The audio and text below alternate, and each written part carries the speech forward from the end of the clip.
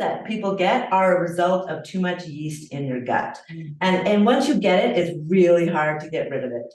And so, so not only are we eating unprocessed grain, but the yeast is a major problem as well. So now we're in this place where people have gluten intolerance, celiacs, they eat bread and they feel bloated, or they have this fogginess in their brain, and we just can't eat it. And back in 2015, when we started this business, doctors were saying, wheat is toxic, don't eat wheat. And it just made no sense to me. I'm like, talking about wheat is the staff of life. We've used wheat for hundreds and thousands of years since the beginning. But it's because, and since we've learned, it's because of how we treat our wheat and grow it, and because we don't ferment it anymore. And we use this baker's yeast, which is quick and convenient, but doesn't do anything for our bodies. And so I'm sure when they created baker's yeast, they didn't test things back then in labs to see, what the outcome would be.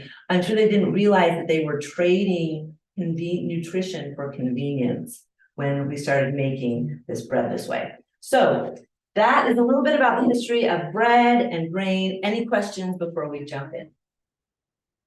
Yes. So you said you could start this with yeast. We always ask somebody for a starter. Sure. So you have to get a starter before you can start, or can you make your own starter? Okay, that's a great question. So can you make your own start, or do you have to get a starter from someone else? Either one. When you make your own start, it'll work great, it'll be good. People will usually tell you, though, an established start seems to have a better depth of flavor. But Chad Robertson, who wrote this book, this is the book that we learned everything from with our Bible. He did tests, and he thinks that, you can start anywhere and it's still just as good. But I've done it. I mean, I didn't do it right. My San Francisco start is way better than any start I've tried to make.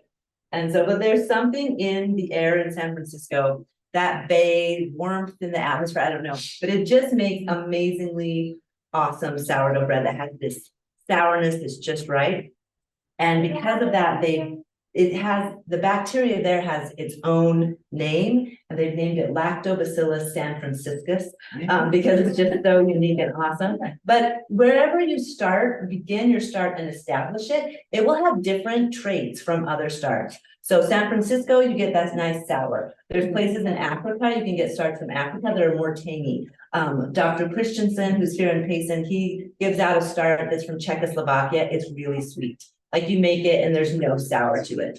And so I think classicsourdough.com, something like that. There's a website where this guy gathers starts from all over the world, and he lists the traits and all that stuff, and you can order one and he'll send it to you. But once you have a start that's established, it doesn't matter where it goes. This start's been, it's from a bakery in San Francisco, and it's been here for about 10 years. And people would say to me, oh, well, it's not a San Francisco start anymore because it's been taking on the bacteria from Utah. It's a Utah start.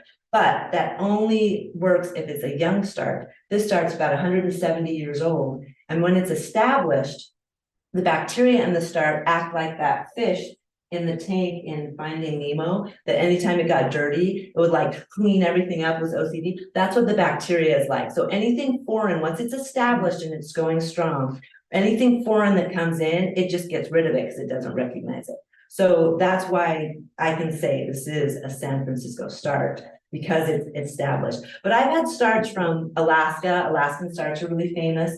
I've had a start that came across the plains with the pioneers that came west, and none of them perform as well as this one. So I'm a little biased to the San Francisco, and that's our style. We do a sour bread. There are other bakeries now that, it's been 8 years since we started. In that last 8 years, there's been tons of sourdough bakeries that have popped up, and there are some that aren't sour. I mean, tartine bread, his isn't necessarily very sour, but it's got that depth of flavor. So, whatever you want, but we do specialize in the sour, the San Francisco style. All right, so that was a good question. So yes, you can make your own, and there's lots of websites that can help you do that. But we're sending you home with a start today. So if you have to leave early, it's sitting back there on the table. Don't forget to take it home.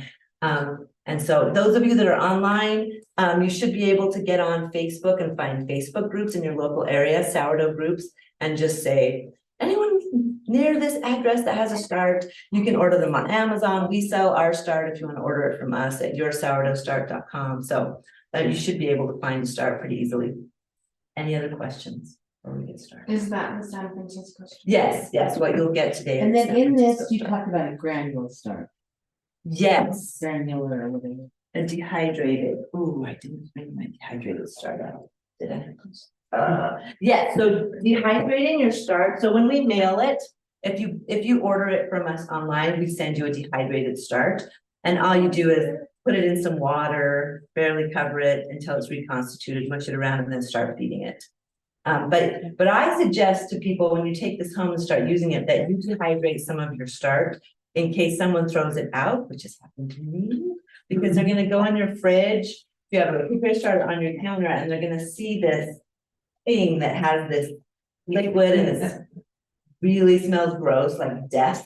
And they're gonna say, it's not like death, like something that's been dead for a long time. And they're gonna say, oh, whatever this is, it's gone bad, and they're gonna dump it out, and you're like, what maybe is down the drain. And so, if you have a dehydrated start, I mean, those things, that dehydrated start, if it's stored properly, will last, I don't know, thousands of years. I mean, indefinitely. They found start in the tombs of Egypt, reconstituted and use it. In fact, they used to use start to put up wallpaper, because it is so sticky. It is so sticky. And I watched this thing on it. They peeled it back and they chipped it away. And the guy tasted it. He was like, yeah, it tastes like start. They reconstituted and made bread from it. So start is really difficult to kill. That's one of its major qualities. It's really hard to kill. It can last when stored properly. It lasts forever. And so having that dehydrated start is really great. In fact, before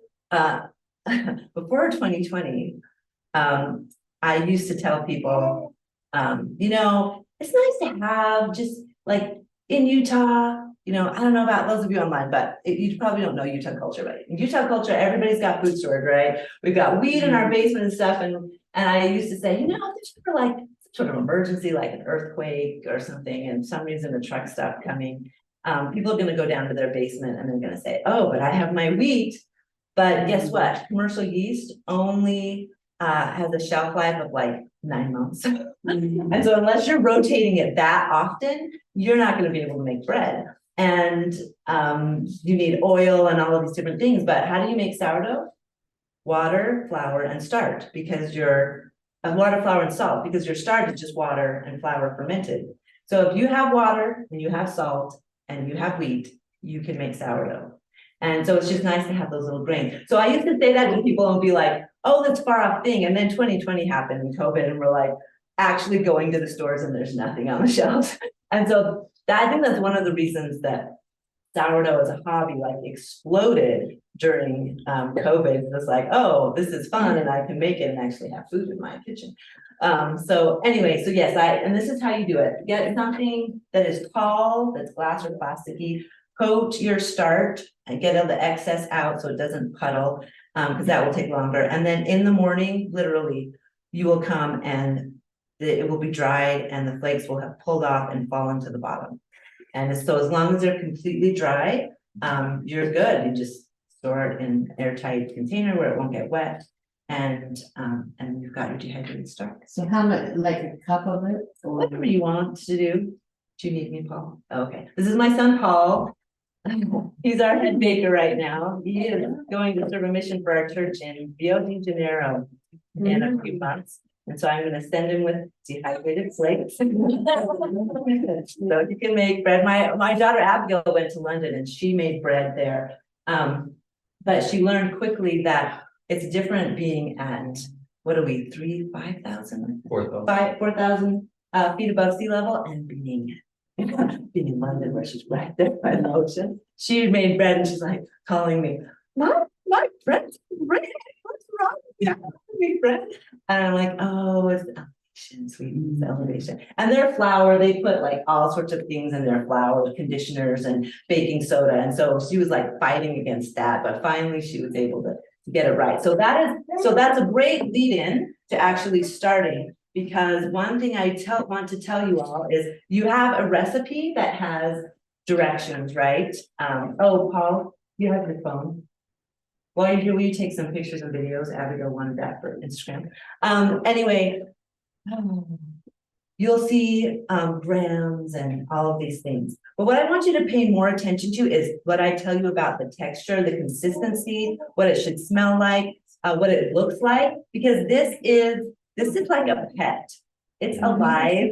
These are living organisms, microorganisms, and so they're going to behave differently if the weather changes. If you change elevation, I sent a start to my sister in Virginia, and it took her forever to get it going because she's just at a different elevation, right? And there's way more moisture, way more humidity there than there is in Utah.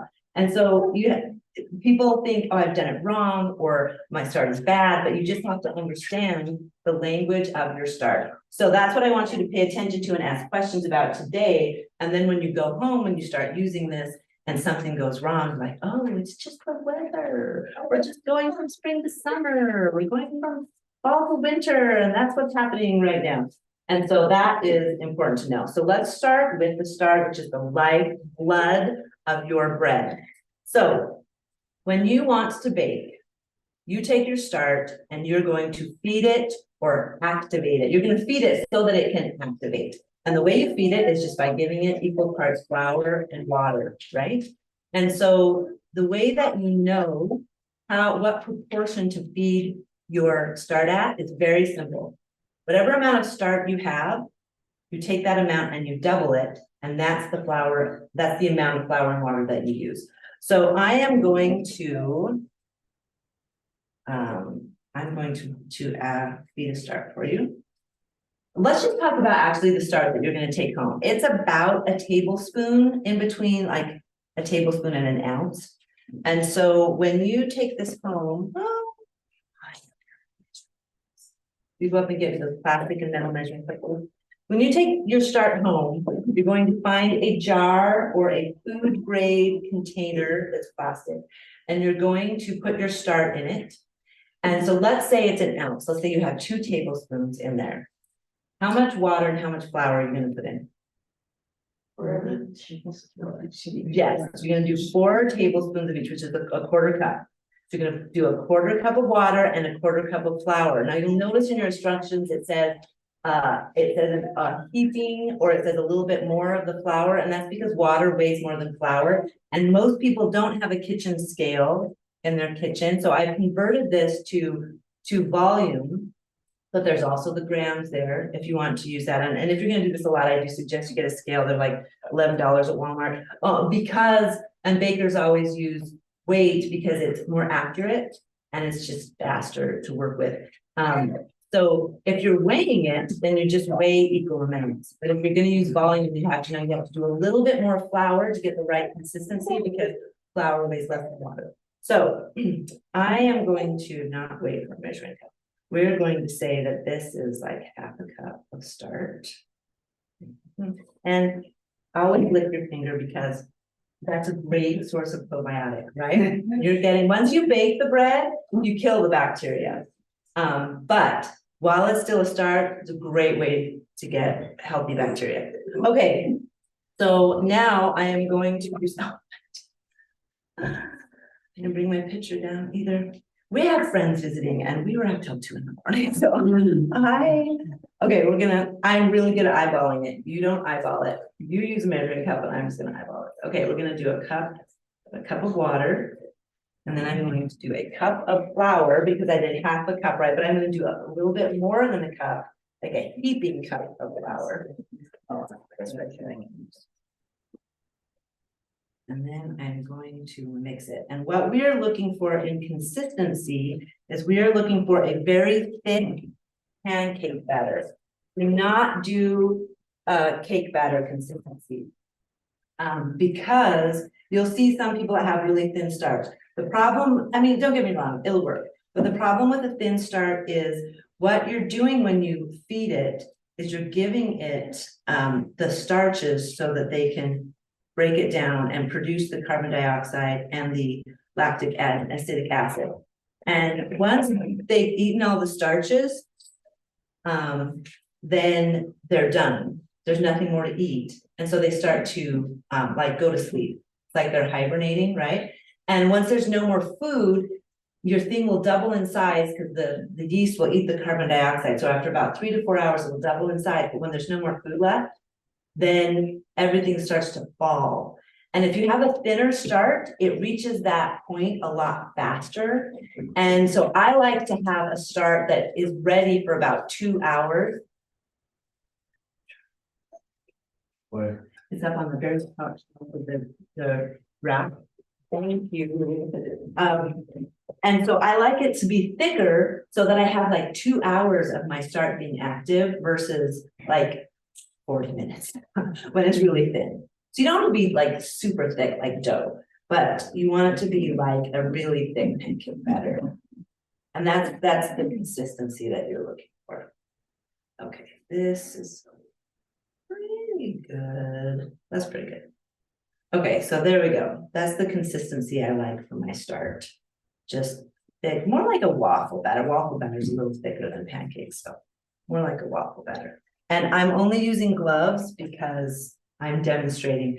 Totally use your hand because they've done research and found that people that work with sourdough have 30% more healthy biome on their hands because they actually come in contact with the dough. And your healthy biome that's on your hand goes into your start and becomes like you add to its healthiness. So touch the dough, touch the start, it's great. All right, so now you've fed your start. Now it's going to activate. 3 to 5 hours to activate, depending on the temperature of the water that you used. And why is that? Because bacteria is super sensitive to temperature. If it is cold, it will work really slow. If it's warm, it's going to work really fast. It's going to hustle. And so when you're making your bread, that's a huge factor. When your bread is raising overnight or during the long bulk rise, that's a huge factor. If it's too hot, if you put warm water in there, by the time the bulk rise is done, your dough will be flat. Like it will have raised and then it will have over processed. And you'll go and you'll put it in the oven, you'll bake it. And how many of you have baked sourdough and you get this flat loaf? And the number one reason for that is your dough was over processed. And so you really have to pay attention to temperature. So we have these really long temperature gauges with these long sticks that we can poke into our big vats of dough. But if you go to Walmart and buy a meat thermometer, about this long, for $6, that will allow you to control the temperature of your water and to know the temperature of your dough once you're done mixing it. And that will be hugely beneficial for you. Okay, so depending on the temperatures, this is going to take 3 to 5 hours to activate. How do you know once it's activated? Like, oh, it's been 5 hours. Is it active? I don't know. How do I know? The number one way to know is if it has doubled in size. So that is your litmus test. Has my start doubled in size? So if you're using a jar like this, I like to put a rubber band around it when you're first starting out. And then you can clearly see, okay, this is where it was when I started. And when it's about to here, then I know it's doubled in size. When it is doubled in size, so when you're, the way your start should look, the size doubling in size, is it should have a rounded surface and it should have these big bubbles coming up from underneath. Go ahead and pass it around and smell it. And it smells a little bit sour, but not too bad. When a start has started to gotten over processed, usually you can see that it has kind of fallen a little, but the surface will be flat. And the bubbles will be these tiny little bubbles on the top, on the surface, like foamy bubbles, instead of bubbles coming out from underneath. And it will smell more acrid. And so then you know, wow, it's over processed. So what do? You do a float test. So the float test will help you. And like I said, you only need these tips while you're starting out on your journey. Once you get going and you've done it enough, you won't need to do all of this because Because you'll get used to how it looks and smells and you'll just look at it like, oh yeah, that's not ready. But until that point, you do the float test. So if you're not sure if your start is under processed or over processed or just right, you take it and you put it some in water. So this is the start that I just barely did, right? Let's see what happens when I stick it in water. It sinks to the bottom. See that? It's totally sunk. Okay, so pass that start back up. And we will see what happens when I put this start in the water. Thank you. Okay, so we're gonna pour a little bit of this start in. And look at that, it floats. So there's enough carbon dioxide in there that's gonna flow, which means it is going to leaven your bread. So if you get your, sometimes I've had a start that looks like it's over processed, but I put it in the water and it stays. And even if like after a minute, it starts to fall, as long as it floated a little bit, you're still good to go. It should be fine. So water test, the float test is really important when you're first starting out to just help you know, is my start ready? Is it not ready? So doubling in size, what it looks like on the surface and the floating method will help you know about your start. So let's talk about storing your start. So there's two ways to store your start. You can put it in the refrigerator or you can set it on your counter. Now a counter start is going to be warmer and so it will be less sour. That's one of the benefits of a counter start, but a counter start you have to feed every day.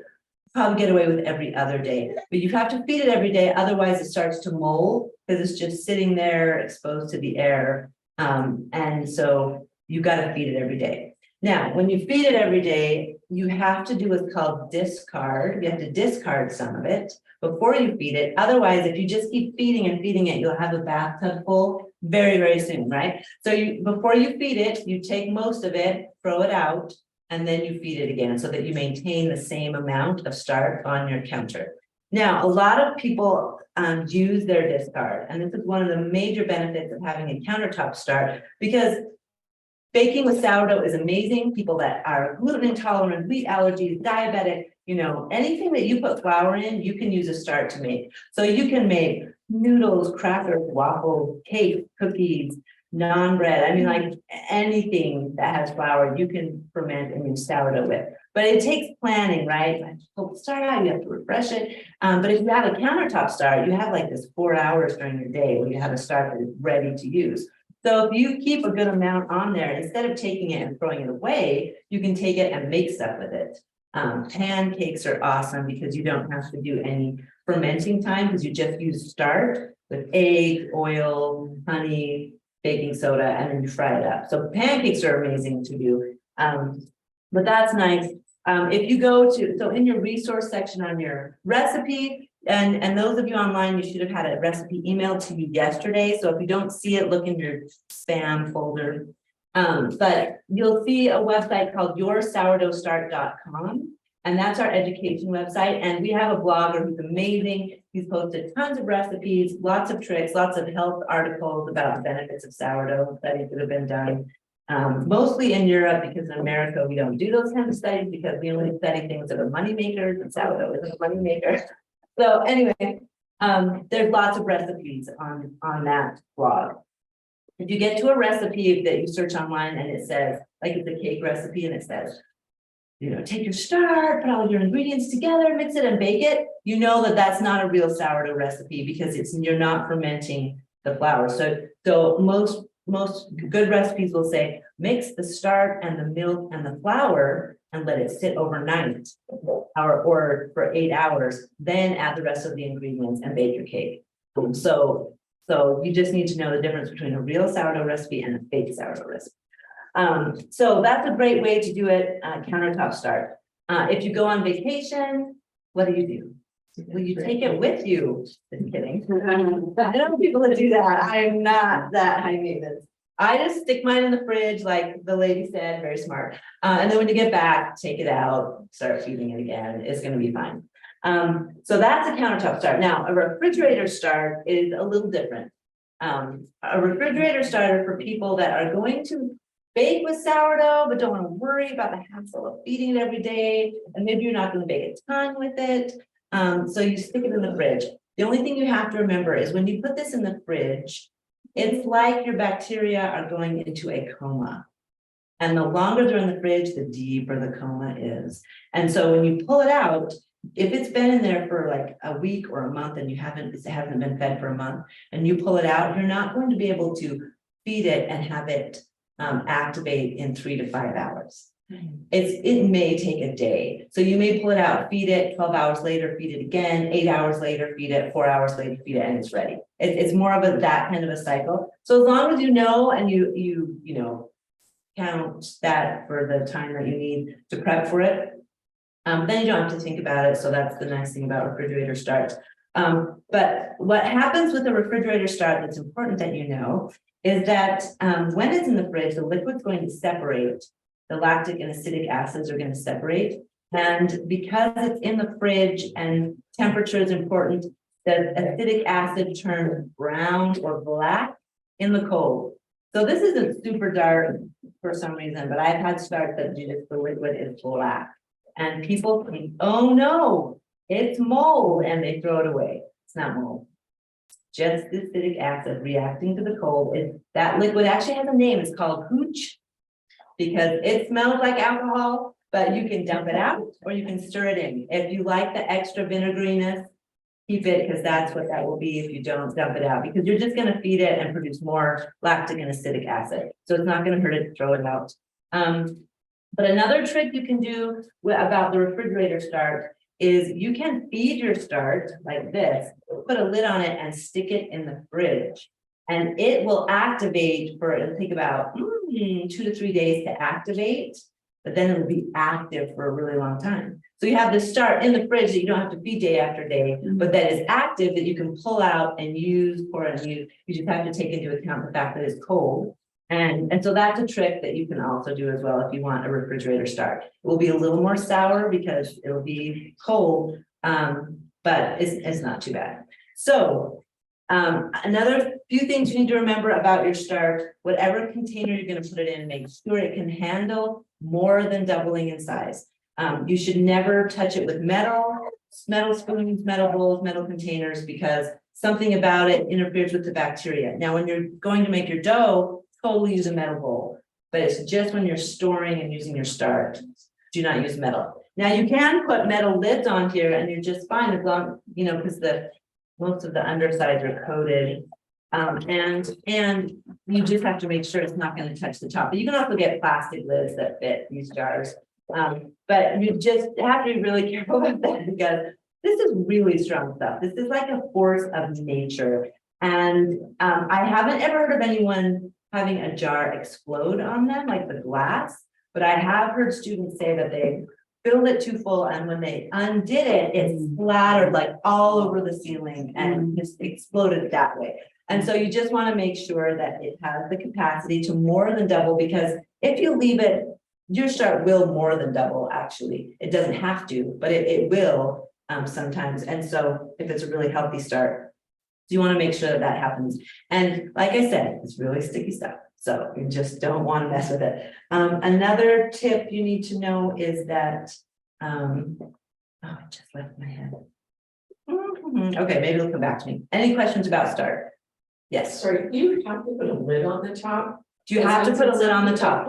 Yeah. Well, Well, so the air gets in. It just needs to be covered. Just That just be covered. If you leave it undone, nothing's gonna harm it. It just, you'll get a crusty thing on the top and it'll just make it a little more difficult to raise. do you think it raises, the process goes faster? Because that's what I find, it goes fast and then it'll start to fall pretty fast. Oh, when it's not covered? When it's, I just put saran wrap over the top.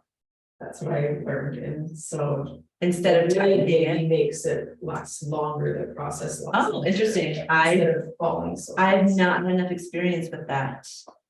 I haven't tried, but if that's your experience, then that's great. Yeah, it would make sense, maybe having it tighter. So if you want, yeah, could be, yes. So say your start does get mold in it, is there? Oh, any thank way to you. save it? That's what I was going to say. Okay, let's talk about mold and start. So mold on a countertop start looks pinky orange. So you're gonna see pinky orange liquid, like, because when you're not feeding it, the liquid's gonna separate, right? And so the mold's gonna come when you don't feed it, it's separating, and so you get this liquid on the top and it turns pinky orange. And yes, you can totally save it as long as you have enough depth. You just scrape all of that off. And I know there are people that freaks them out, like, whoa, there's still mold in there, but remember what I said about the bacteria. Anything foreign, as long as it's a manageable size, they will be able to get rid of. When we used to do the Colonial Festival, which is at the Sierra Park in Orem, and we ran the bakehouse, and the health department always has to come and check up on you and make sure you're doing everything okay. And we had some dough that was uncovered. And he started to freak out, and we just said, that's sourdough, and he went, oh, okay. Why did he say that? Because he knew that the bacteria was going to get rid of any dirt or anything that might be in the air that might come on the surface of the dough, and he wasn't worried about it. Well, you're okay, even if you don't get every last particle of the mold out, because the bacteria is just going to take care of it. Now, in a refrigerator start, mold, I've never had mold in a refrigerator start, but I have had students bring me their start and that has molded in the fridge, and it's black fuzzy stuff that we're growing around the side. And I've only seen that with people that use really bad flour. So like Walmart off the shelf, bleached, bromate, you know, all of the stuff. Then they've had issues. But if you're using a quality flour, I've never seen any mold in the refrigerator. So you should be good with that. But even if you see it, like I said again, as long as you've got depth to it and you can scrape it off or pour the stuff out, you should be good. In fact, my first year baking, I left the starter, forgot about it in this little tiny thing, and I found it later, and it was hot. And it had been sitting for at least 30 days, and it was smelled so wretched. And it had this really thick, rubbery pink layer on the top. And I was really curious, I was going to dump it out, but I lifted it up with a knife, and it was a good inch thick. But underneath was the creamy color of my start. And so I dumped it out, and it took me a while to revive it, but it baked just fine. And so, you know, in the pioneer days, they would take their crock of start and they would stick it in their flour barrel. And they would, every day they would pull it out and use the dough. And then they made more, less of a start and more of like a dough, really thick dough and so the start that was left over when they put the flour and water in would raise it, and then they would stick it in there. And at the end of the day, they had enough dough to bake with.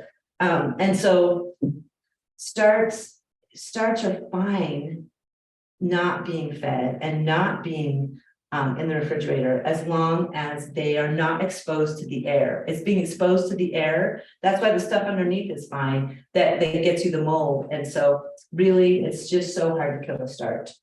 Yes. So if you miss a day, you still are okay to just feed up like the next day, or? Yeah, you're good to go. You could do every other day, and the start will adjust to that.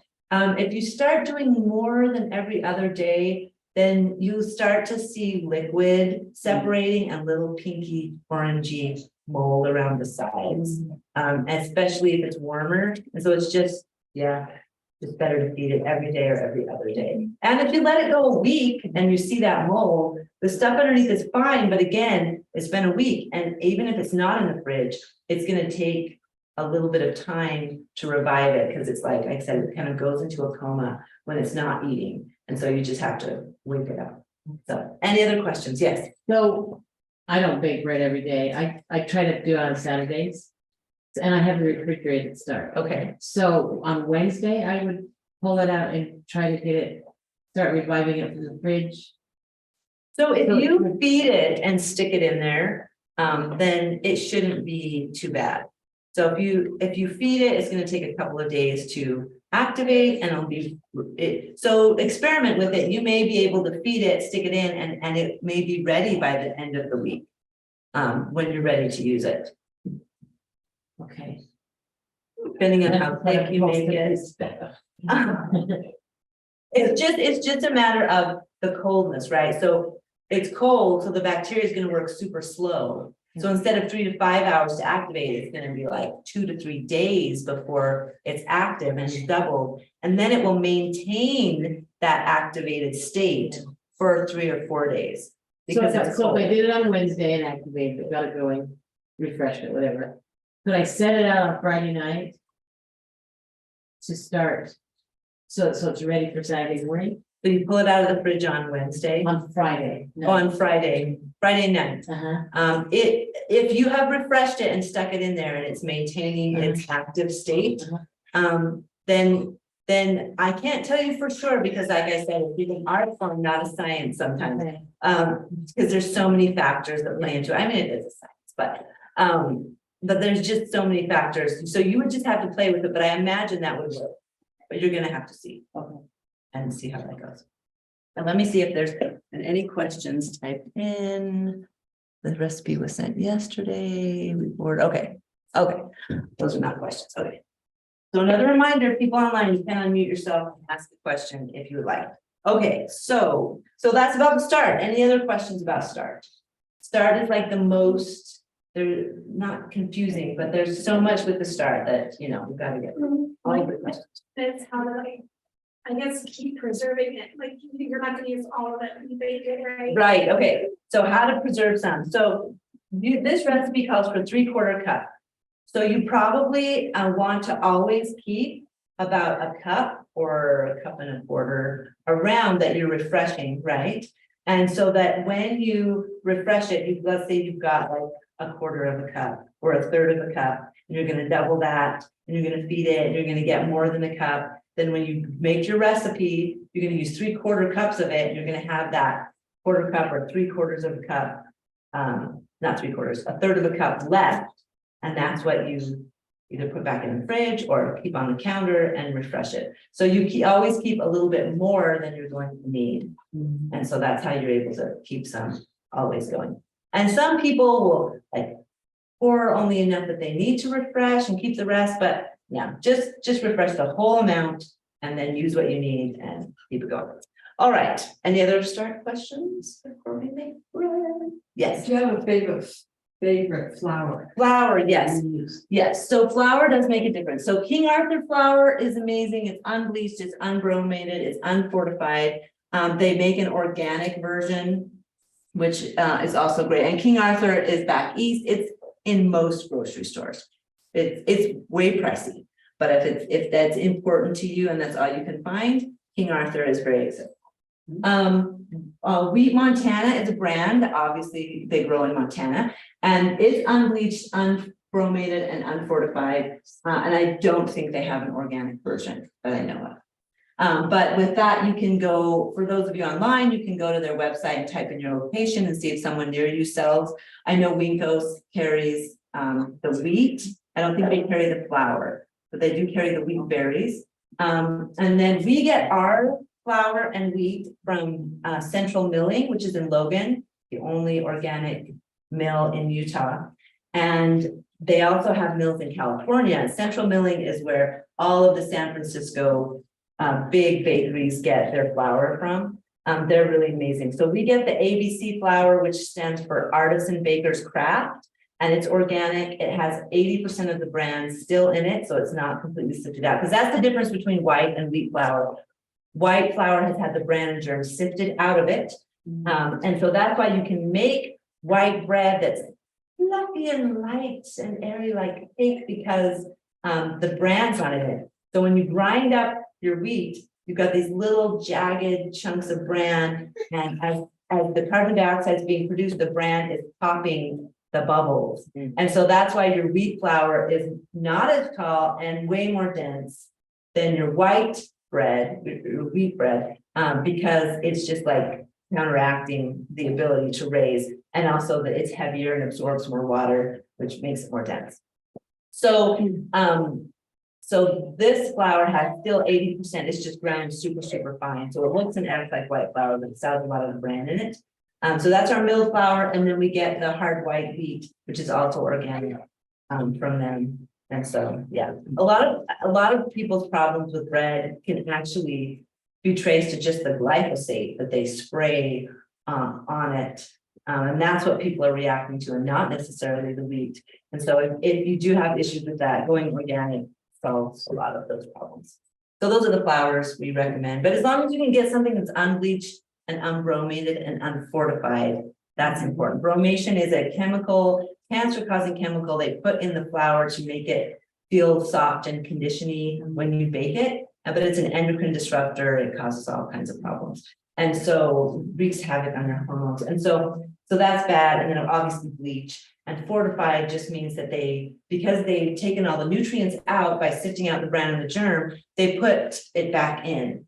So they're like, oh, because the government requires it, right? So they say, oh, yeah, the zinc and the copper and all of the stuff we took out, but they don't put food, they don't take it from food, they take copper from the ground and iron shavings, fine iron shavings, and they put that in. And you can go to a mill, and Alan went with our mill person, our grain person, and he's like, oh yeah, here's our barrel. And they took a really fine magnet and ran it over it. And you can actually do this. You get Wheaties or Total cereal, soak it for a long time, get it in water, get a really heavy, a good magnet, go like this. But you can watch it on YouTube on the side, and you'll see your total daily amount of copper, iron, and zinc right there on the magnet. But your body can't digest it because that's not how we get copper, iron, and zinc. We get it from the roots of plants going into the ground, soaking that up into the plant, and then we eat the plant, we eat the vegetable, and that's how we get it. So it's kind of ridiculous. So that's what fortification means, you get unfortified flour. Yes. So if at home you were to write your own weight, it's gonna be heavy, it's not gonna be lighter. Yes, so if you use 100% fresh ground wheat, and we have the recipe for that there in the variation, we call it the rustic bread, then yes, you will have a heavier loaf. So let me show you an example. I've got a rustic loaf right here and our basic country loaf. And you can see the difference there. And then we have some good days where we can get our rustic to get as tall, but it's just much more difficult to work with. Partly because it has billions more bacteria in the freshly ground wheat because of the bran and the germ, and because it's fresh. And so when you have more bacteria, it's going to be even more sensitive to temperature. And so you have to make it differently. That's why you have different instructions for the whole wheat than for our recipe, which is 70% milled flour, 30% fresh ground, whereas the whole wheat is 100% fresh. So if you use part of each thing. Yeah, so it's not so bad. But if you can grind it fresh, I don't suggest that you buy wheat, because you can get wheat like this, wheat flour that's ground. If that's what you can do, great. I don't suggest it though, because most of the nutrients will have died because it's been sitting on the shelf for so long. And so if you can grind it yourself, great. If you don't have a wheat grinder, hey folks, we live in Utah. There's got to be at least one person on your block that has a wheat grinder that you can say, hey, can I come grind a big bag of wheat, stick it in my freezer, I'll give you a loaf of bread. I'm sure they'd be happy to say, yes. If you have a blend tech or a Vitamix, you can grind a few cups at a time in those. And that works really well if you don't want to invest in a wheat grinder. So, all right, any other questions? Yes. What about like kamut flour? Yeah, so kamut is great. It's an ancient grain. It's not going to behave the same because it has a different gluten content. So you will get a great tasting bread. It will be flatter. So that's why it's nice if you're going to do that to use a smaller container that will, so that the frame itself gives you the lift, because the gluten's not going to, because it's just different. But yeah, fabulous flavor, really good for you, but you just have to realize it'll be different. Any other questions before we mix dough? All right, let's make the dough. These are the containers I like to use. They're called Cambro, C-A-M-B-R-O, Cambro containers. And I love them so much because they're see-through, because they have these measure things, and I have an awesome lid I could just snap on like that. And then as it raises like this, I can look at it, I'm like, oh yeah, it's doing good. You know, they're great, but you certainly don't need these. You have a metal bowl, you can mix your dough in that, it works great. If you have a Bosch, you can use your Bosch, you can even double your recipe in your Bosch and make 4 loaves at once. If you have a KitchenAid, you can use a KitchenAid. Do not double the recipe. KitchenAids are whippy. They cannot handle that. If you have a small bowl, you can only make one loaf. If you have the bigger bowl, you can make the full recipe, which is 2 loaves of the KitchenAid. I don't know any other mixers out there on the market. I'm kind of limited in my mixer knowledge, but I'm sure that there may be other mixers that you can use. So mixers are great. If I'm gonna make 2 loaves, I like to use my hand. I like to get the bacteria from my hand. I like the bacteria to get into my body. So, and it's just very therapeutic. Really great. So let's do this. We are going to take water that is roughly, roughly like 65-ish degrees. Because you want your dough, once it's all mixed, to be at about room temperature, which is going to be anywhere from 69 to 71 degrees. So you want water that is there's about 65 to 67, just depending on the weather outside. Okay, so we're going to start with 3 cups or whatever the brands are. I don't have the recipe in front of me. But you should have the recipe in your email or right in front of you. Okay, so 3 cups of water. Now we're going to do our start. We're going to do 3/4 cups of start. And this in and of itself is kind of like a float test because you're going to dump your start into the water. And I'm just going to eyeball it, but you don't have to eyeball it. You can measure them. I'm an eyeballer, so. But I know there are people out there that. Yeah, and that's great. I'm so glad that there are people out there like that. I'm just not. Okay, okay, so we've got, so look, we see our start is floating, it's ready, and now we're gonna go with flour. So we, at this point is when I talk about flour, but we've already discussed it, so we are ready to go. I'm gonna do 5.5 cups of our milled flour. And you could do 100%, you know, you can mess with this, you just can't do this recipe for 100% wheat flour. That's what the variation is on the sheet. 3, 4, any questions while I'm doing this? I do. Yes. I heard rye makes it a little more sour. That's another thing I was gonna say. Makes it a little more what? Sour? Oh, no, rye makes it more sweet. Sweet. Yes, rye is amazing. So rye is great to use. You just have to use a small, like you can't do 100% rye because just like the other grains, it has a much lower gluten content. So if you make 100% rye loaf, it will be flat. But we make a rye bread that is 60% rye, 20% fresh ground wheat, 20% of our milled flour, and it turns out pretty good. I think now I'm remembering, if you feed your starter with rye. Yes, so that's another thing that I was going to say. So if your start, so now I'm going to put 2.5, right? Yeah. Cups of the fresh ground. If your start is a little bit sick, let's say it's just not performing the way it should, it's not doubling in size, it doesn't just seem to be working, then there are some things you can do to doctor it up, give it medicine, so to speak. And one of those things is to use rye flour. Rye flour is really great for helping your start out. You can only feed it with rye, you can use half and half, but rye helps make a sweeter start as well, but it also helps to give your start a boost. Another thing you can do is feed it freshly ground wheat flour, because like I said, it's got billions more bacteria.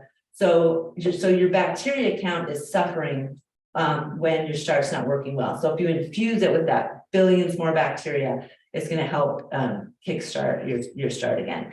So those are things that you can do to help if it's acting poorly. You can also, if you're doing this for health reasons, definitely do your start with 100% fresh ground wheat. It doesn't, like if you were to talk to a baker, they'd say, oh no, don't do that. Your bread won't turn out as well. And whereas that may be true if you're doing it for health reasons, then, you know, it doesn't matter. It's not that bad. It's not like you're going to get terrible bread. It's going to be like go from 100% awesomeness to 75%. And you're doing it for health reasons, which takes you back up to 100% anyway. Your start is just going to be more clumpy because of all the bran. This start is beautiful, stretchy with the white flour, but it'll still be great. So if you're doing this in your bosh, you're just turning your dough up on and just mix it in. and you don't want to over mix Right. because that will make a tough dough. And so when you're just trying to get to a shaggy mess at this point. You don't have to work everything into it. You just want it to be kind of shaggy-ish. So that you can let it sit, because we're gonna let it do the oddities phase, which means that the flour is soaking up all of the water. And we're gonna start to uncoil those protein strands.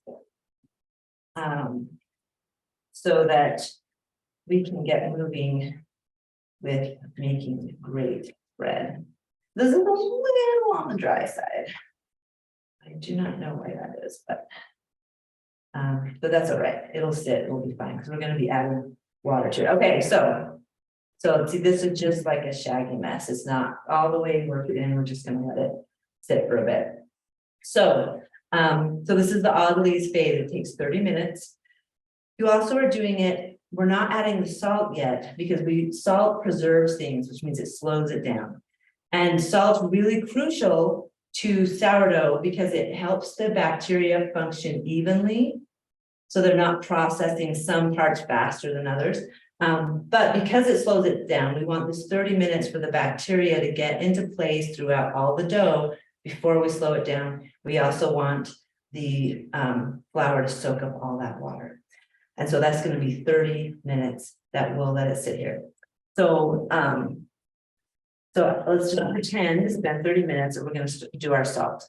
So for the salt, you're going to take a 1/4 cup of water, and this is a good time to take the temperature of your dough and see what it's like. Let's say I didn't realize that my flour that I had just ground was still warm from being ground. And so my dough is at like 80 degrees. Like, oh, I don't want my dough to be at 80 degrees because I'm gonna have to bake it sooner because it's gonna process faster, and I don't want to have to bake it sooner. I want it to last through the night because I like to let my bulk rice go through the night.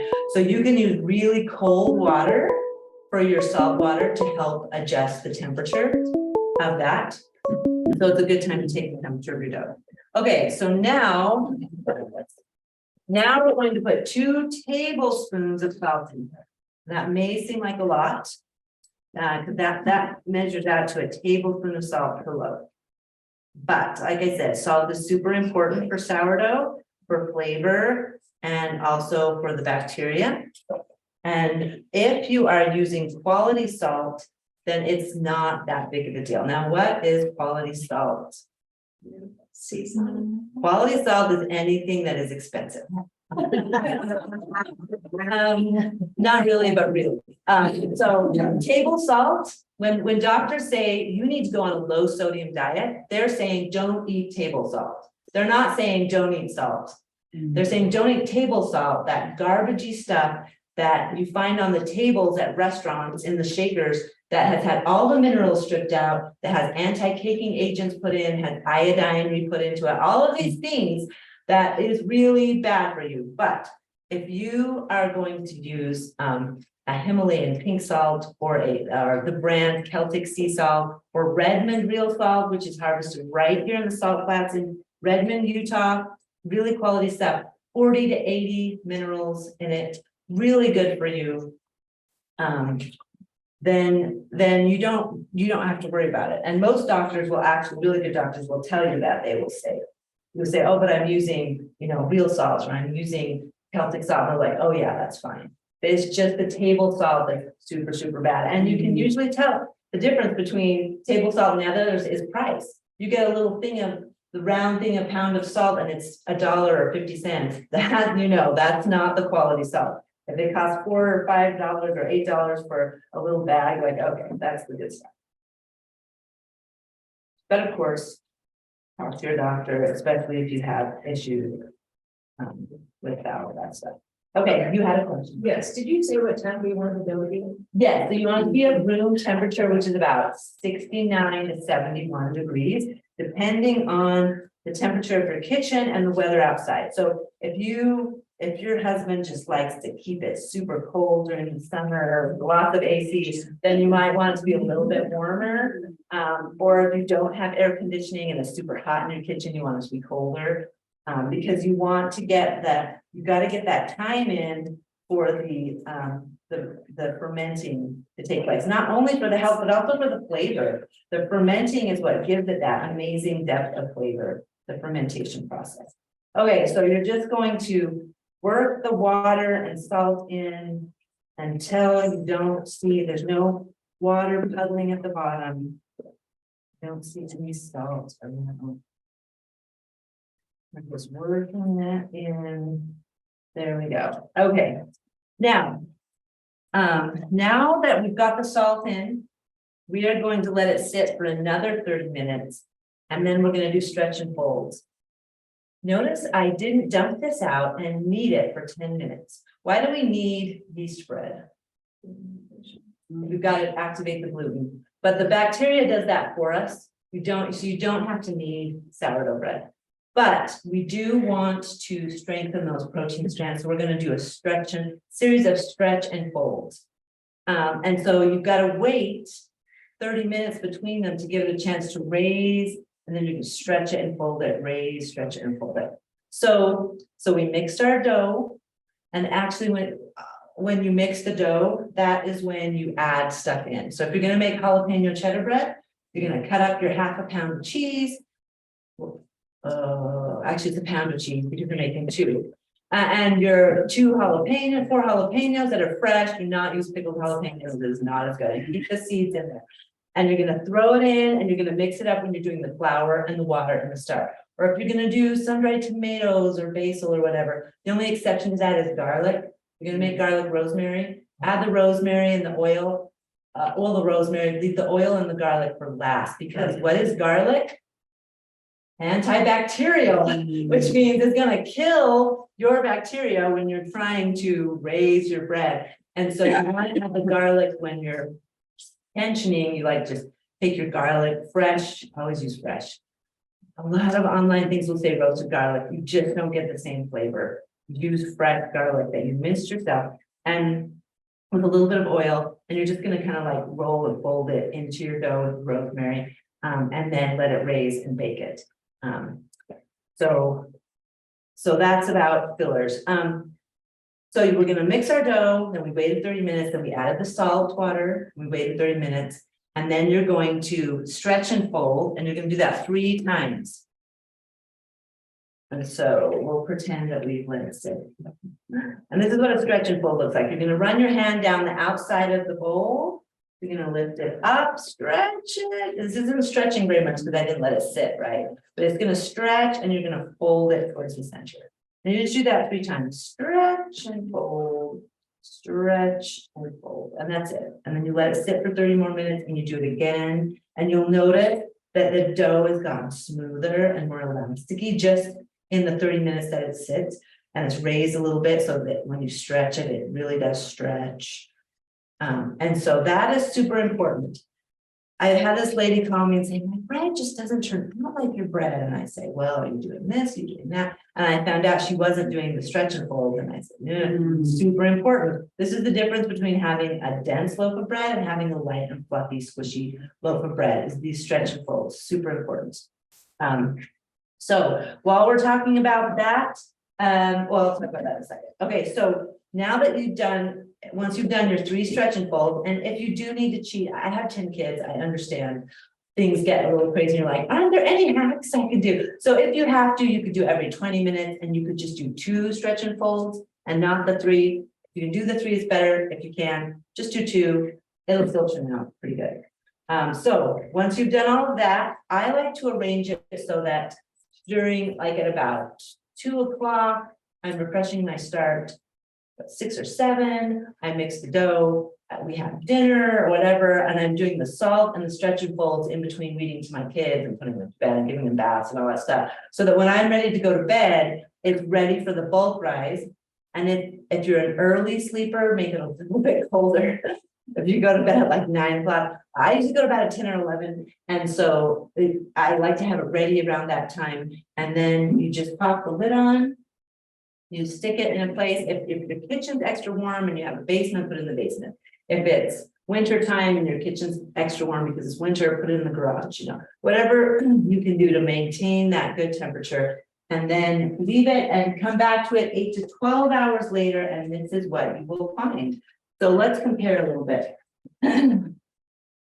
So that definitely has more than doubled. This is a 6-quart container. If you're interested in these, you can get these on Amazon or at restaurant supply places. They have square ones, they have big ones, they have small ones. I like the 2-quart for my start for the fridge, well, I don't really, but for my start. And the 6-quart is perfect for the 2-loaf recipe. And so you can see here the difference. So I made this at 11 o'clock last night and it's 10 o'clock, so we've done 11 hours. And it has double, more than double. You can see that the top is, the surface is rounded, it's not flat. See all those big, beautiful bubbles that are coming up from under the surface? You can see that, so amazing. I think dough looks so cool. So there we go. So you can see that. Rounded on top, the bubbles coming up from underneath. So though it's very similar to a start, right? Is those, that's the traits of a dough that is ready to go. You can see the bubbles through there. And so I look at that, I'm like, oh yeah, that's totally ready. Now, let's say it hasn't quite doubled in size, you know, just let it go a little bit longer. And when I dump it out, I'll talk to you about how you know for sure that it is processed enough, because you don't want to make bread when it hasn't processed enough, because then you wouldn't have gotten all of the irritants out. But you don't want to go too long because all the gluten will be gone. And it's kind of a misnomer about sourdough bread. People think that you get rid of the gluten when you ferment it, and that isn't true. So like, oh, it's gluten-free, right? No, there is still gluten in it, but the gluten is more digestible. So you've made it digestible, you've gotten rid of those irritants, and your body can handle it. Unless you know you're extra sick, then there are people that can't eat sourdough bread. But that's the goal, is to get it processed and get as much of the irritants and the gluten processed as much as you can. Okay, so now that we're in this space, we are going to clear a space on the counter or your cutting board or whatever to dump our dough out. Now, when you're first getting started, you really want to use some kind of flour, because this dough is wet. It is a high hydration dough, which means that the percentage of water to flour is much higher than just normal bread. And we see that in the crumb. So the crumb is how the size, so if you have an open crumb, you have those really big holes. Oh, I don't have a picture out, but you know, you've seen bread like that has a really big hole. That's a really open crumb. That is a high hydration bread. When you have just like normal sandwich bread, how big are the holes? Really small. So that's a closed crumb. A small crumb is really, really small holes that you can barely see. That is a low hydration bread.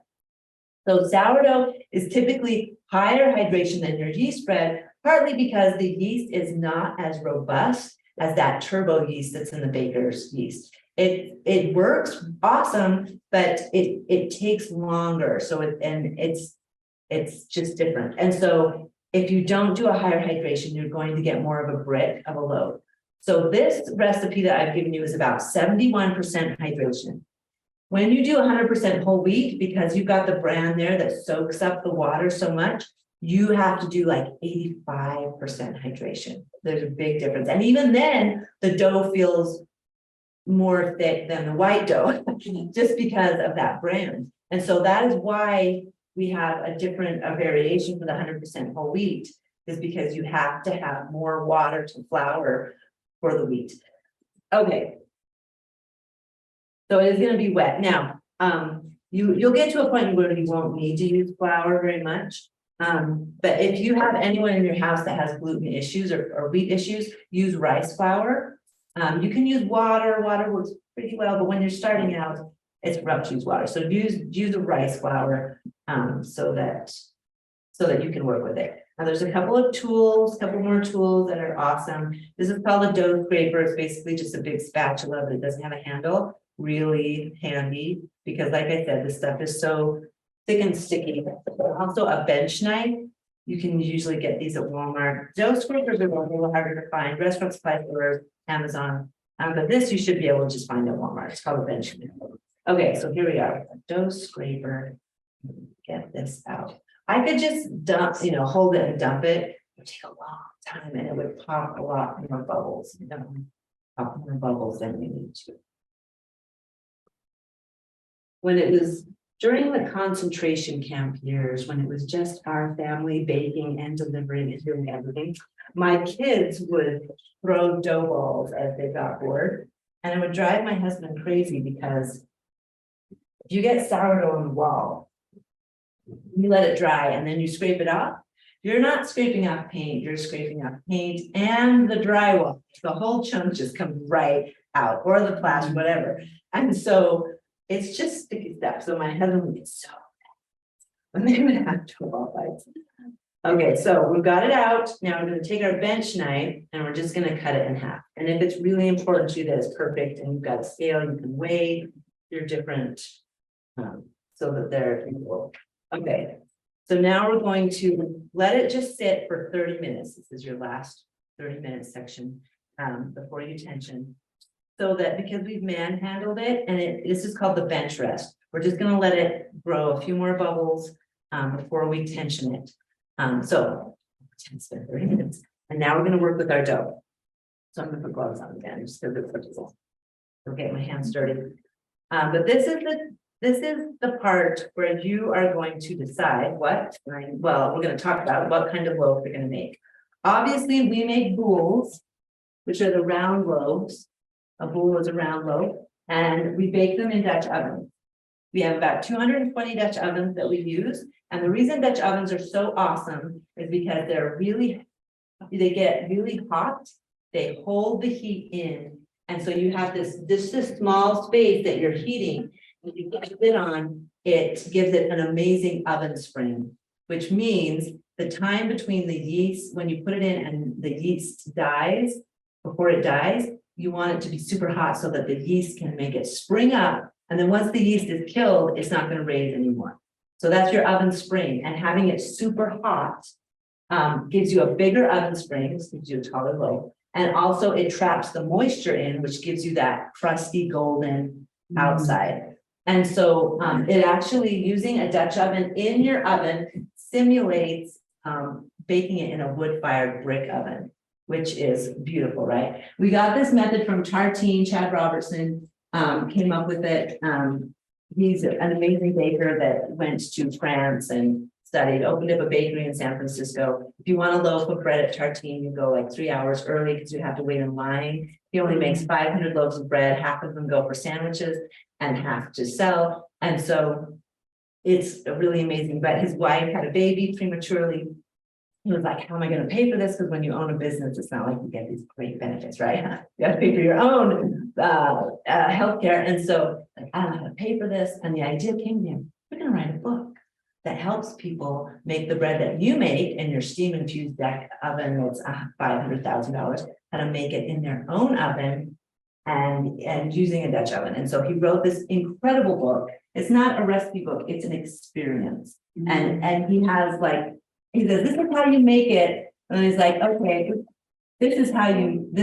now we're going to go with that. This is really how you make it. And there's pictures for every phase. And it's so remarkable. And then he takes 3 people that have never made bread before and he teaches them how, and you walk through their journey of doing it. And then at the end, his wife's in France, she studied pastry. So at the end there's pastry recipes. But the basic recipe is the recipe. We've tweaked it a little bit, but if you're really serious, I would get this book, Tartine Bread. It's fabulous. This book is amazing too. This just came out. It's called The Perfect Loaf by Mauricio Leo. And our blogger loves this one. There's a little more variety and it has a few more different, it's a little more complicated. It's not a complicated person. So I haven't made this recipe yet, but he has it, he loves it. But that, if you're a foodie and you're really gonna get into this is really cool too. But this is like our bread Bible. We read it every few years to get back on track. Okay, but neither of these guys are into health. It's all about the gourmet side.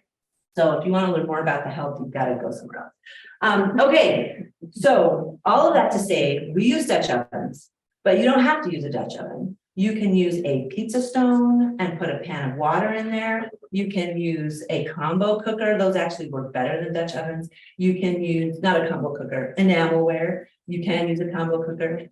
You can, if you just want to make loaf bread, you can put it in a loaf pan and that works too. It won't quite, you're not going to get that golden crusty beautifulness, but you'll get a great loaf of bread. And a lot of kids don't like eating these sandwiches because it's a weird shape. They like the normal loaf that they're used to.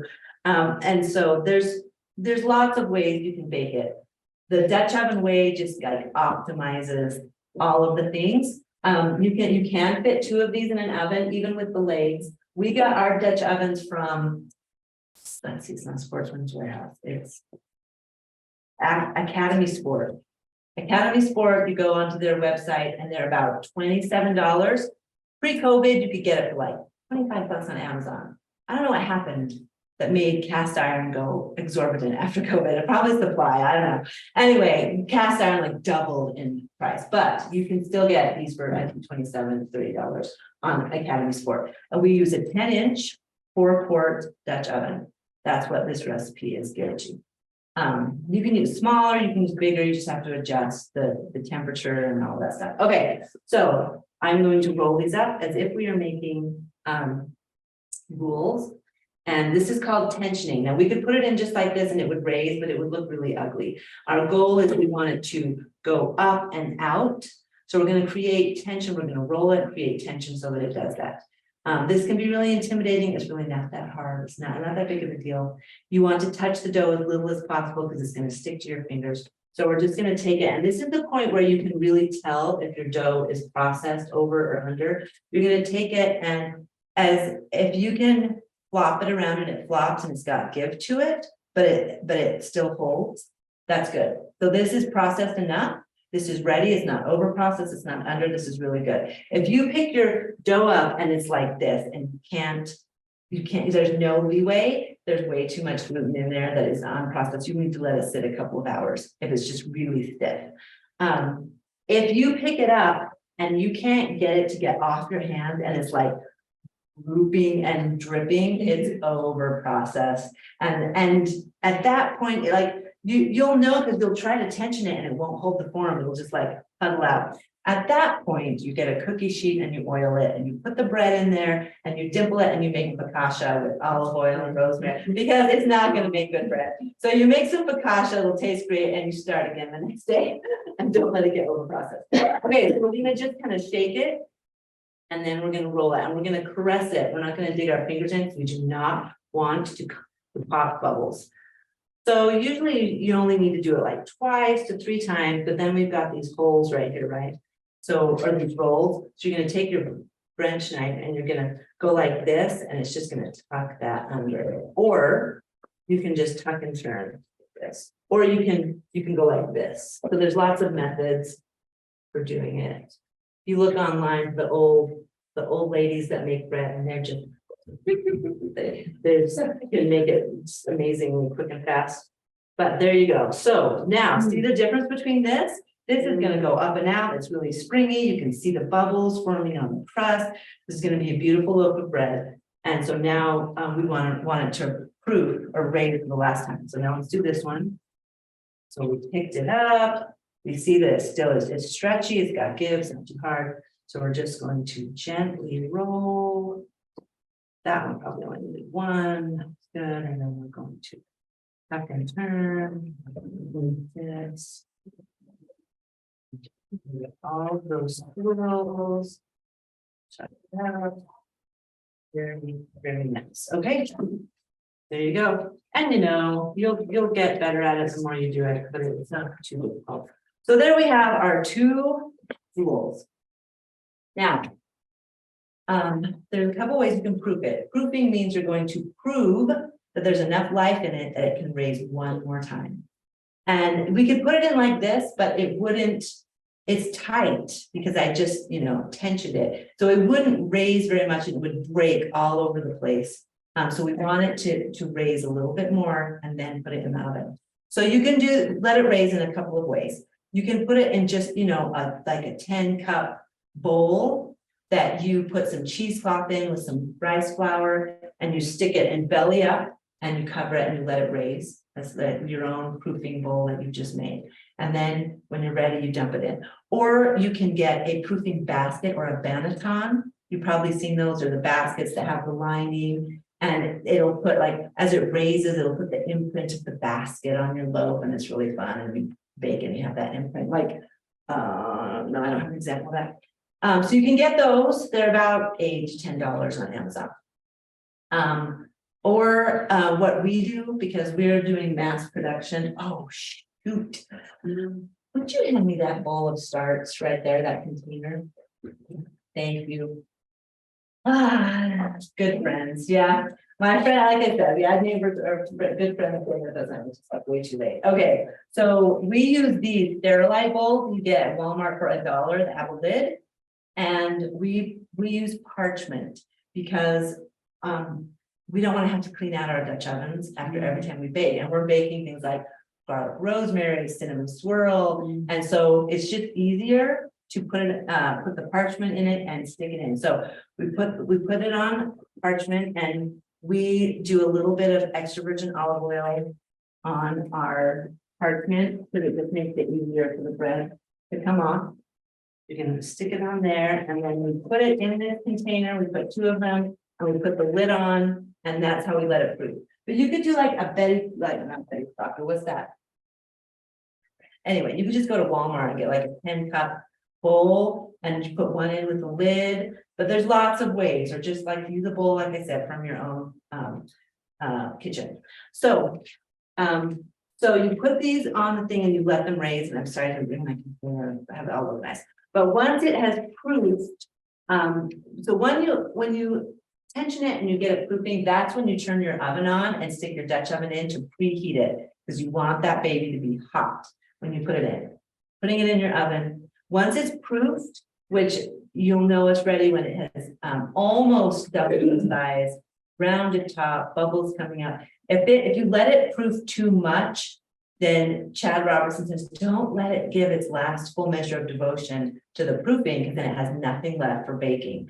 So if you look at it and it's like, it's filled every inch and it's flat on the top and there's these big bubbles and it's wobbly, oh, sister, you're in trouble, because you're going to put it in there and bake it. It's going to go and fall. So you really don't want to overproof it. And this is how you can know. It's called the finger poke method. And if you poke it and it stays in completely, then it's overproofed. If you poke it and it comes right, it pops right back out, flicking stuff everywhere, then it's underproof. But if you poke it and it comes halfway back out, but still keeps a little bit indent, then it's ready. And so that's the finger poking method that you can know that your bread's ready to go. So you're gonna pull your Dutch oven out of the oven. It's gonna get hot, so you're gonna use really good arm protections, hand and arm protection. And then if you've got the parchment, first of all, you're gonna score it. And we score our bread, not just to make it look pretty, but because it's gonna break open no matter what you do. If you don't score it, it's gonna break open usually around the edges, which means when you cut it, the bottom crust will fall off and just fall apart. So you wanna encourage it to open on the top, right? So you're going to, you can make a diamond shape, a square shape, 3 slashes, whatever. You can get those lames. It's called a lame, and it's just a stick with that holds a little razor blade on the end. You can get those on Amazon. And you look up some reels, man. People go all out, they make sunflowers or wheat, and then they dye. They get food dye and they paint the loaf, and then you bake it and it's painted and it's really beautiful. So you can get really creative with scoring. So you're gonna score it. If you've got the parchment, you can just pick it up, set it in there. If you're using a banneton, then what you do is you dump it in there and then you score it once it's in the pan, if you're not going to use the parchment, which you can totally do. You don't have to use parchment. Then you're going to take some water and you're just going to go sprinkle. Then you're going to put the lid on. You're going to stick it in your oven for about 30 minutes, depending on the temperature of your oven. So you'll see on there, it's at 365 or 375, I can't remember what it says. What does it say on there?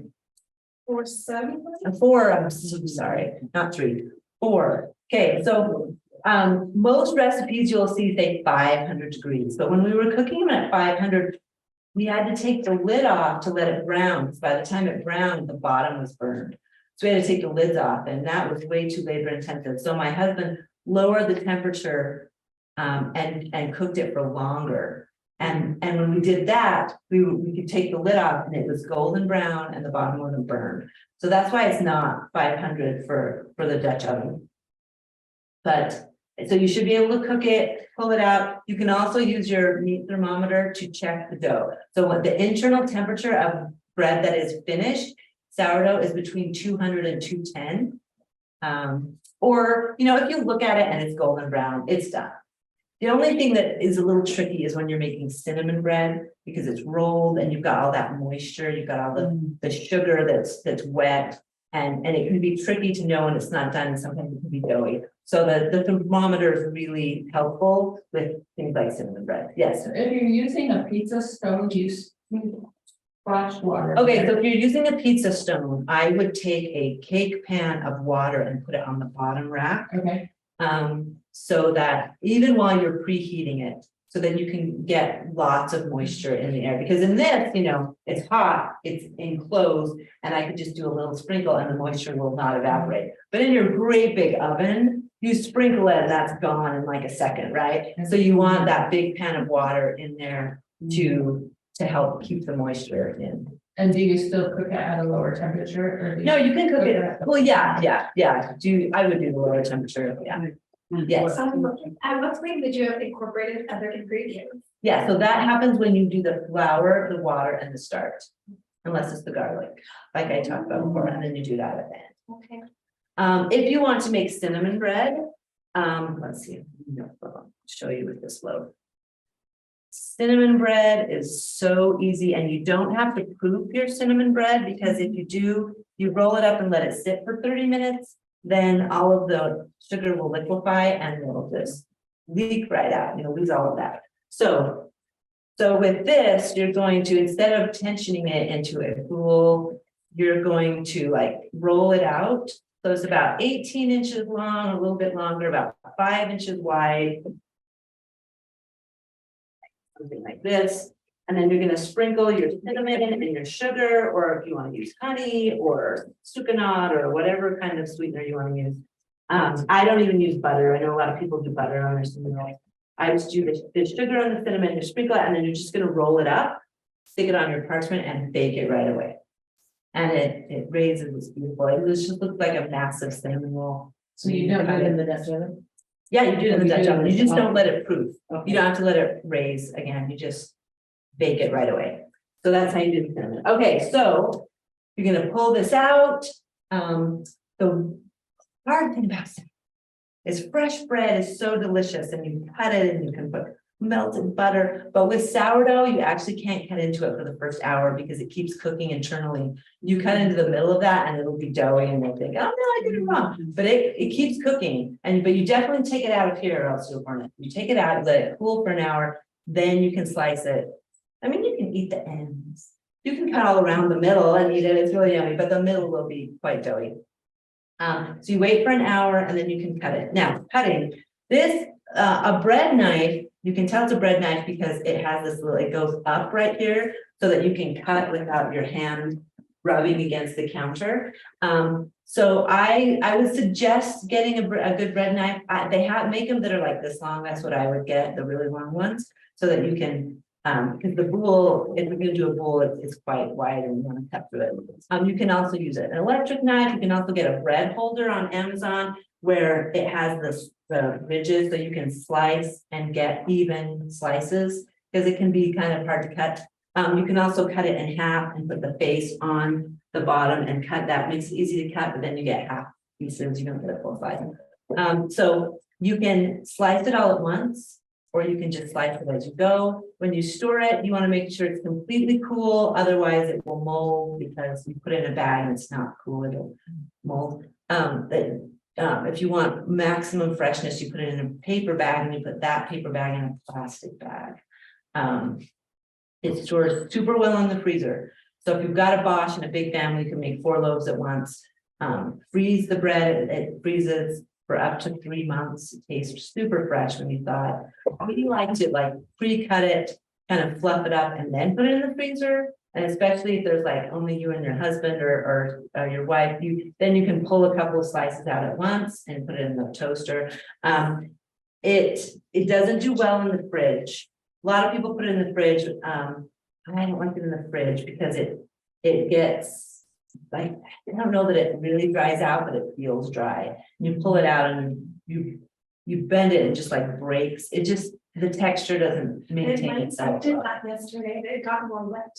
Yeah, it can do that. Yeah, I can, yeah. So freezing is the best way to store it if you're gonna store it long term. Now, I'm going to tell you a story. For my 8th baby, had a new midwife. I was bringing her bread and I went for a checkup, a prenatal, and she said, "Oh, I have to tell you the story, Martha. I went to get your bread and it was moldy." And I was ready to say, "Oh, I'm so sorry," and be super embarrassed. And she said, and I gathered all my kids around and I said, "Kids, look at this bread. What do you see?" And I'm like, "It's moldy. Do you know what that means?" "Yeah, it tastes bad." She said, "No, this means that this is real food." Because what do they put in that Costco bread that makes it last for 5 months? Stuff that you don't want to be eating. And so she said, I was so excited to show my kids that we had real food in our cupboard. We just threw away the moldy parts and toasted the rest and it was fine. And that taught me a great lesson because I'm like, oh, yeah. And then someone once told me, you should buy food that molds really fast and eat it before it molds. Because that's the food that has the most nutrition and that is real food. And so if you come to your bread and you spent all this time making it, it's only been 4 days and you see mold on it, don't try and get discouraged. Rejoice that you are making your family real food that is not only delicious, but nutrition dense. And sourdough is really awesome because if it gets dry, because it's like 3 weeks old and it hasn't molded, or if you have mold on it, you cut the mold off and you toast it, or you put butter on it and you fry it, and it'll caramelize and soften and taste amazing. So there you go. Don't cry over mold. Rejoice. Now I've kept you so long. I'm only supposed to go an hour and a half, and I always go way too long. But I'm going to end, and then I will be happy to stay and sell bread. We also sell our flour, answer questions. But I'm going to answer for the people that really need to go, and don't forget to get your start. But I'm going to end with a sourdough blessing. May your start always double, and may your crust always be crunchy. Thank you for coming.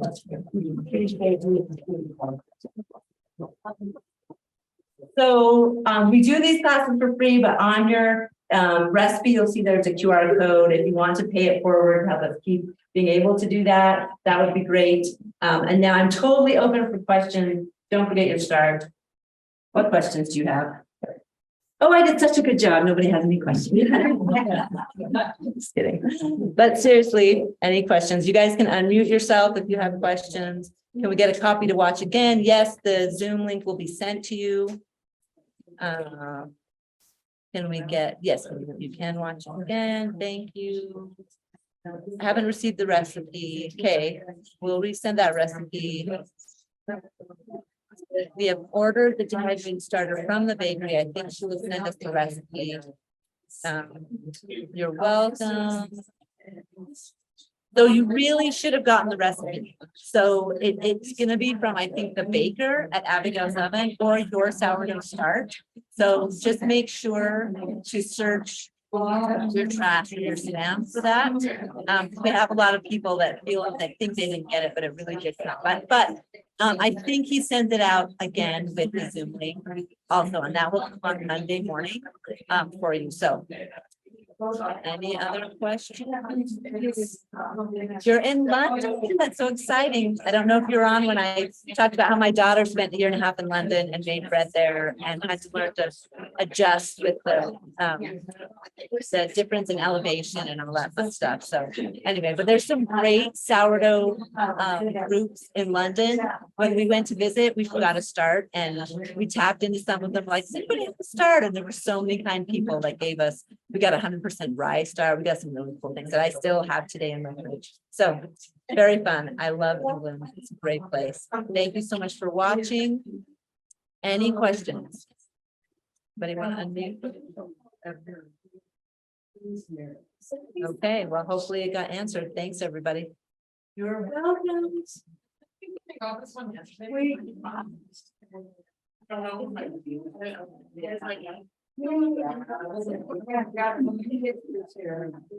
Oh, yeah.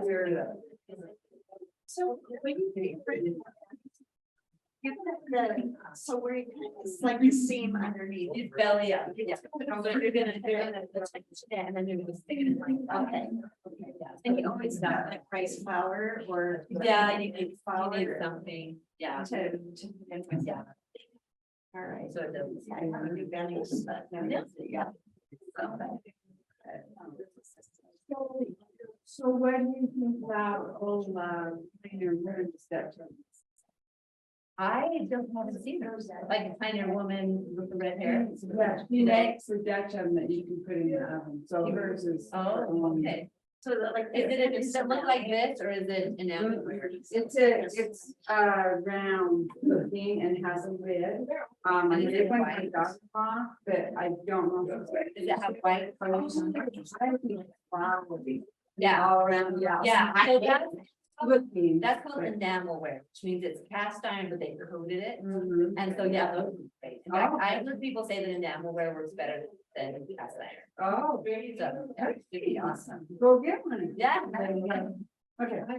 Yeah. So for making this, so I think I understand all of it. So like, so basically go home, start this. Yes. But because like, I don't know, I'd like to like 2 weeks before the bread. So I would activate this, right? And then make a load and then just put it back in the fridge. Yeah, and you can make two and put one, put it, or you can just half it and make one. Okay, and then if I leave it in the fridge, then it's fine. So when I want to reactivate it. Pull it out like you did before, unless you want to feed it and put it in, but it's staying active in the fridge. I mean, I feel like every time it's fine, their starter dying, but it must just be they're turning like black or just like. Yeah, that is like the biggest misunderstanding. Number one. Or that it's dying or it's dead or it's so hard. Really. Well, that would be so. So if I have an active starter, and I pull out a cup to make whatever it may be, do I have to put half a cup of water? Or, and then half a cup of flour to make the cup?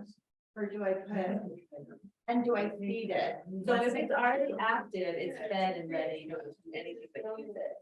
And then it will die, like they'll hibernate, so run out of food. And you either put it in the fridge, or leave it on the counter, and then you feed it the next day to maintain Okay, it. so the next day, so when I take out some to use, I don't have to feed it again then.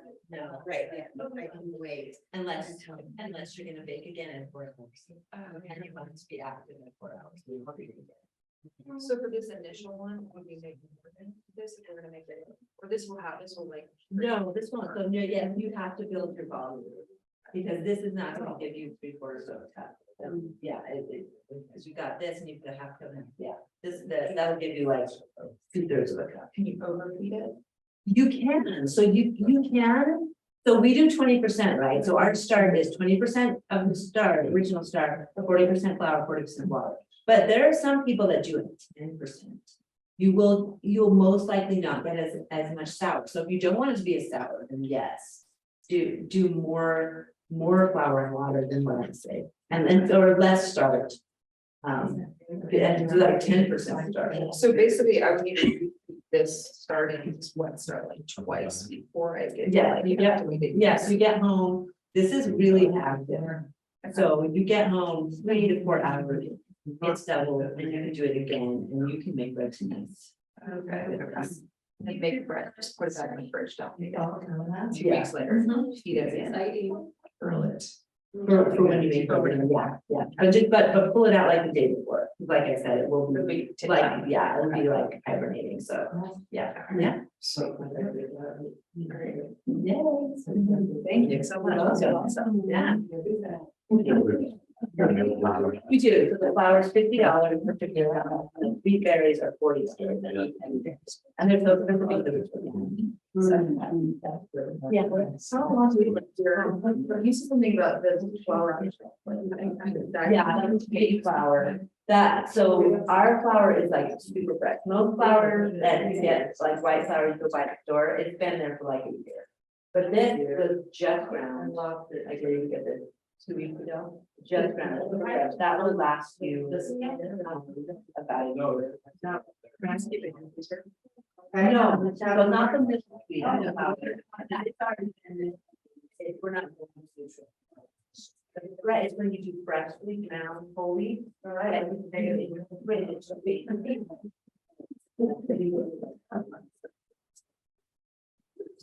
So instead of grinding each time, you can grind an amount of that. Do we just pay Venmo for the bread? You can have, yeah. Okay, so the price. Yeah, yeah. That'll work. Thank you. Yeah, have any questions? Yeah, you wanted to know about grains. What were those ancient grains? Oh, yeah. Okay, so, Kamut is actually the brand name. It's the grain is called Sourdough, and it's like. Yeah. It's that's the KH, and then I'm seeing my head. KOR. KFAN, there's an H in there. I think it is KH. Anyway, horizontal, spelled. And spelled is good. Oh, yeah. Einkorn is German. It's EIKOR. Einkorn is the best in my opinion, but it is the most expensive. But you can get horizontal for fairly good price, and spells is also. It compared to. And then my other question, when you were talking about dehydrating. You said use a dehydrator, but then you said something about putting it in a bowl, letting it dry. No, you don't use a dehydrator. You can if you want to, but it doesn't have to. To dehydrate it, you're just gonna take some of your starch and you're just gonna coat it and then like wipe out the extra. It's not a big puddle, so the puddle takes a long time to dry.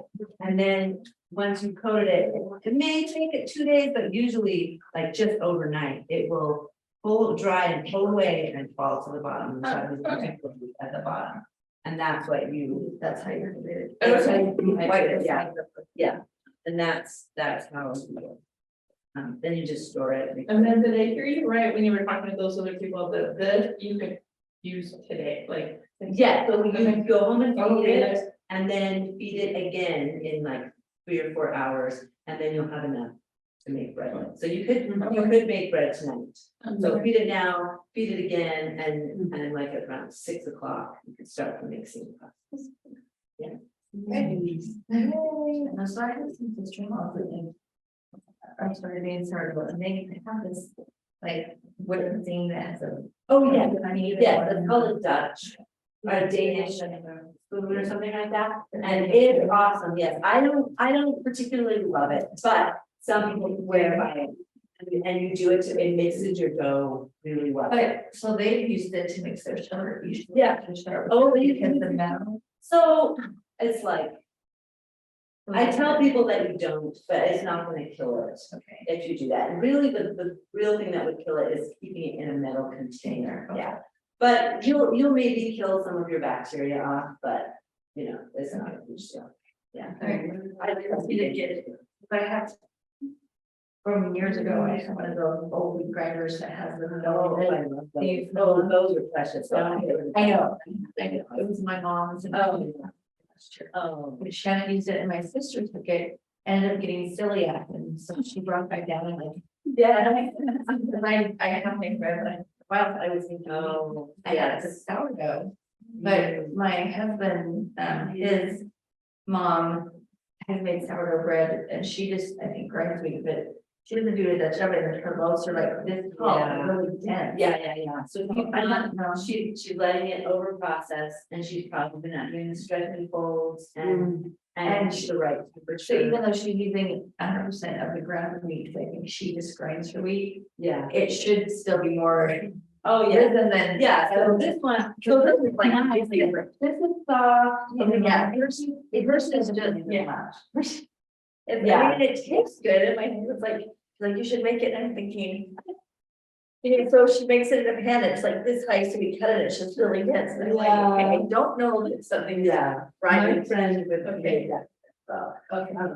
And she's the first person I heard anything about healthiness in sourdough, and I just said, Kim, it tastes gross. She's actually the friend that was at my house we were staying up with, but then when we found this method, we're like, whoa, this is like night and day difference. And So this is made with all. That is 100%, and Okay. usually we actually can get a better one, I think this may have been a bit over processed, but you can get it even. So it will, it's gonna be a total break, like, Totally. she makes it in these little pans, and I will go there and she cuts it, and I'm like, okay, this is like not, I mean, it is literally this tall, and it's like. It's probably a lot like the rice sourdough they make in Norway.